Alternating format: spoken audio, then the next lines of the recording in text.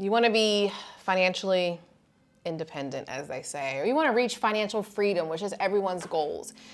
Well, I'm going to be sharing with you some of my favorite tips that have helped me to actually become financially free, and hopefully you can apply them to your life as well.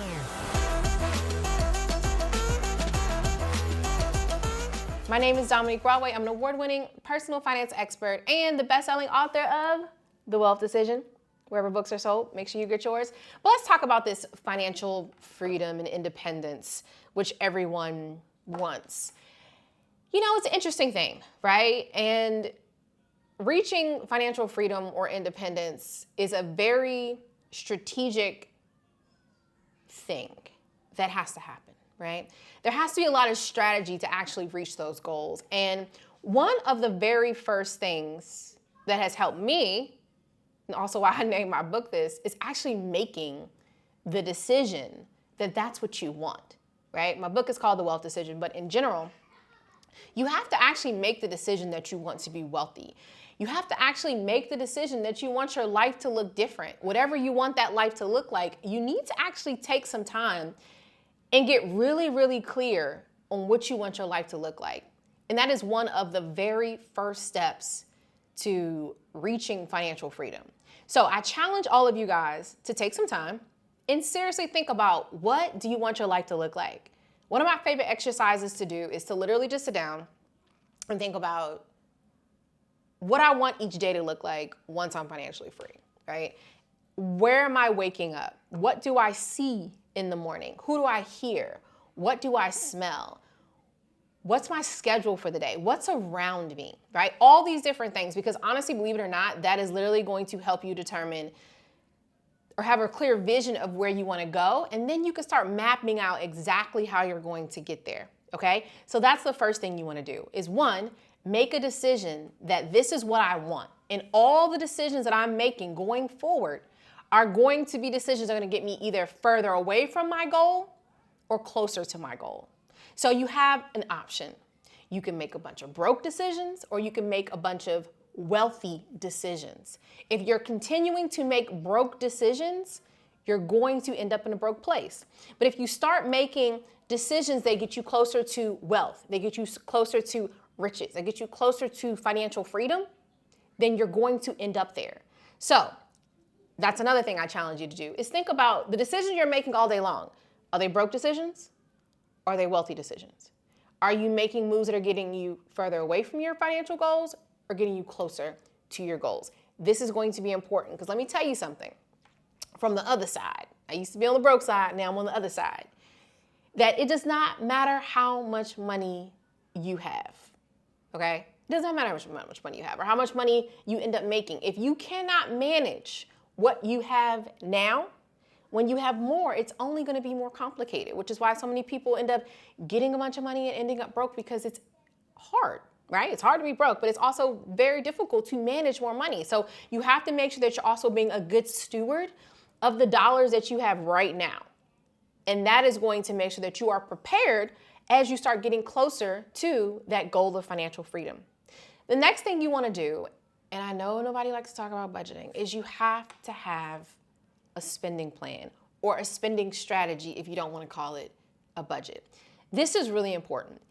If you are trying to reach financial freedom or get closer to financial freedom, you have to have a really good idea of where you are currently financially. So you need to take some time, sit down, write down all of your income sources, write down all of your expenses, write down any debts that you have, any assets that you currently have. You need to get a really good picture of exactly where you are currently financially. It's going to be very hard to create a plan to get to the next level if you don't even know exactly where you are, because understanding where you are is going to get you a nice, solid starting point, right? So you're like, hey, I know right now I'm negative $20,000, right? Or however many dollars. And my goal is to have at least a $100,000 net worth. Well, what do I need to do to get there? Right? So that's going to be the first point. Maybe it could be, you know what? I'm looking at this spending plan and I realize that I need to raise my income. I need to make more money, right? Or maybe I need to get rid of this car that honestly isn't bringing me joy, or this home that maybe you're overpaying for. Because for many people, there's hundreds, if not thousands of dollars that's literally getting spent every single month that is being allocated to stuff that does not bring you joy. What if instead you were able to take some of those hundreds of dollars or even thousands of dollars and allocate them towards investments, or allocate them towards things that are going to get you closer to this goal of financial freedom? And that's why this step of understanding where you are currently financially and creating that spending plan and looking at your budget and getting real about where you are currently financially is going to be very, very important. Okay, so now that we have our spending plan together and we have a clear understanding of where we are, we want to make sure that we have an emergency fund. This is going to be important because you know why? Life is unpredictable as hell, and y'all know that, right? One day everyone has COVID, the next day, I don't know, interest rates are so high, and then bananas cost $50. Life is all over the place, right? AI is trying to come take all the jobs. Robots are working in the factories now.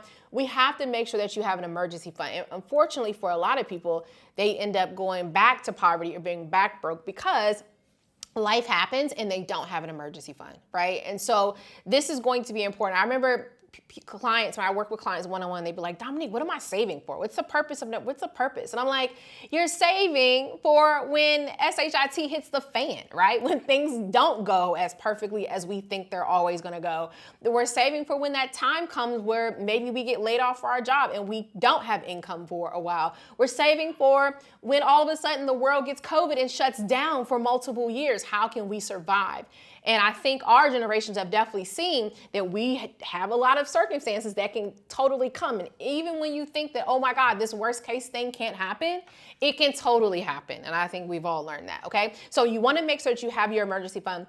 The saying is 3 to 6 months. I honestly feel like in these crazy times that we live in, 3 to 6 months is great. I think it's a great starting point. I think people need to have 6 to 12 months of their monthly expenses saved in a high yield savings account. This is important because life is really crazy right now.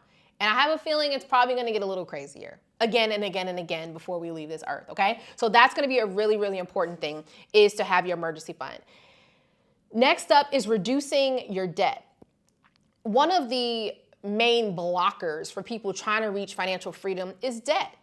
Debt literally just is money that could be used towards other things, right? It could be used towards investing or making your money grow for you. But instead, you're using this money to literally pay down debt, which is important. But think about, once those debts get paid away, you're 100% closer to financial freedom. Because essentially with financial freedom, it's not having to worry about all these other things, right, that constantly are pulling at your money.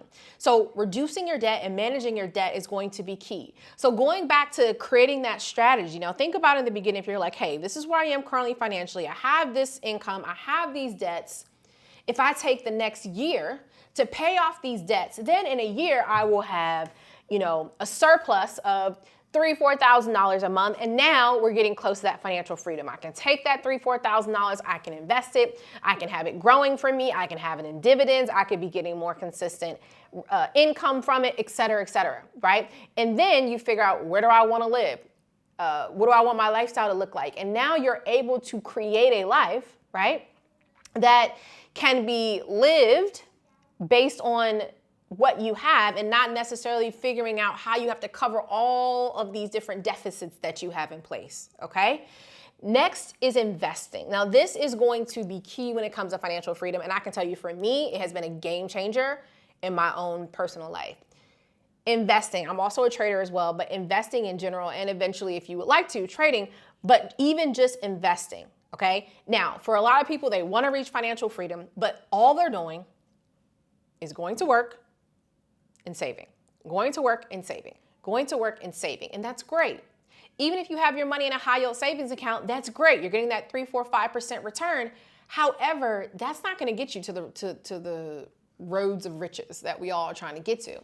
You have to make sure that your money is actually invested. This could be into stocks. This could be into mutual funds. This could be into exchange traded funds. This could be into real estate, all the different things, right? So essentially, even in my own personal path to financial freedom, yes, putting money in the stock market is great, but then also putting money into real estate, right? And then also making investments into private things and also having other assets that can grow. So year over year, my net worth is continuing to grow. I am literally getting payments back from angel investments. I'm seeing my money grow in the market every day. If I decide to get up or not, it's still continuing to grow. And that is why investing for me has been a huge part of my financial freedom, but it can be the same for you.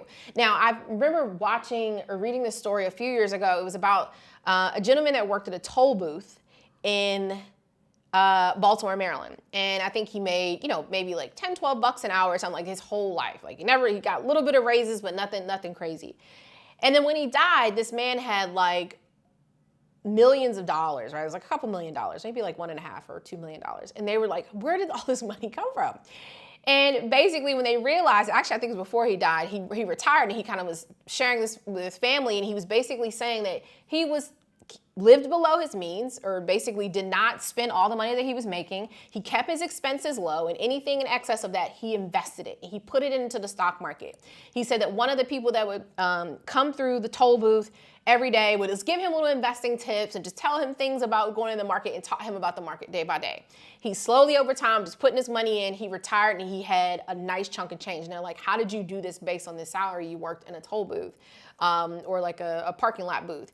And it was just slow and steady. So this is why I say that financial freedom could literally be on the other side of you actually just taking action and understanding that slow and steady is also a sexy way to make money as well. All your money may not be made today or tomorrow, but if you are seeking financial freedom, as I mentioned, you have to be making decisions every single day that's gonna get you closer to that goal. So if you're saying, hey, I have an extra $1,000 a month, I'm gonna take that $1,000 and I'm gonna put that in the market and I'm gonna have it growing.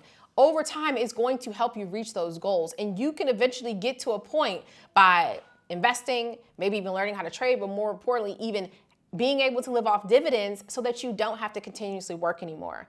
And getting that goal of financial freedom a lot of times also depends on your lifestyle, right? There's some people like, hey, I'm gonna move to Bali and just be like, take all my money and because I can get more there. That's an idea, right? If you're deciding that you're trying to reach financial freedom in New York or Miami, it's gonna be a little bit different, right? You're gonna have even more dollars. So that's another thing that you wanna think about as well. So hopefully these tips have helped you a little bit. Actually, let me add one more. Before I tell you I hope these tips have, is taking action. That's one thing I wanna say. Taking action is really, really important. Most people are procrastinators. I'm a procrastinator as well. I recovered from it. And then sometimes life happens and it triggers it again. But then I'm trying to get back out of it, right? And so I want you guys to understand that action is going to be really important. And if you have a setback on this journey, it's okay. You learn from the lesson, you do better, and you keep it going. But yes, you can sit here and watch these YouTube videos all day. Unfortunately, there's only a little teeny percentage of you guys that are gonna take action. Those are the people that are end up becoming financially free, reaching their goals, et cetera, et cetera. Most of you are gonna just keep swiping and watch another video, look up 10 years later and you haven't done anything. You're still seeking financial freedom. So most importantly, with all these things that we just talked about today, taking action is gonna be important, but making sure that you're making wealthy decisions, name of the book, every single day is honestly the name of the game. And it's truly the secret key to becoming wealthy. So hopefully you enjoyed this video. Make sure you subscribe, tell a friend, share it, hit the like button, and I'll see you soon.